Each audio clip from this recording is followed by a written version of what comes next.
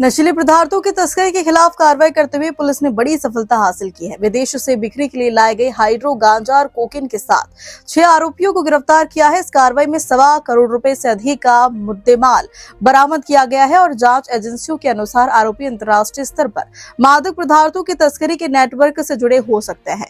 Police आरोपियों से पूछताछ कर रही है और इस पूरे नेटवर्क की जाँच में जुट गई। पुलिस ने विशेष अभियान के तहत कार्रवाई करते हुए हाइड्रो गांजा और कोकेन की बड़ी खेप जब्त की है। बरामद मादक पदार्थों की कीमत करीब 1.25 करोड़ रुपए बताई जा रही।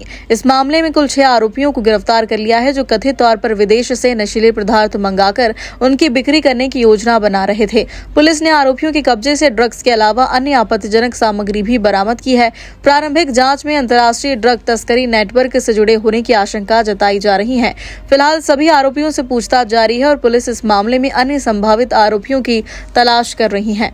नवी मुंबई पोलीस आयुक्तालयाच्या अंमली पदार्थ विरोधी पथकाने दिनांक 10 जुलै रोजी तुर्भे पोलीस स्टेशनच्या हद्दीमधून 2 इसमांना ताब्यात घेतलं होतं। त्यांची नावे अब्दुल रऊफ जरीन खान उर्फ अली आणि अरुण मानपुरे अशी होती। त्यांच्या ताब्यातून 648 ग्रॅम हायड्रो गांजा आणि 5 ग्रॅम कोकेन अंमली पदार्थ जप्त करण्यात आले होते।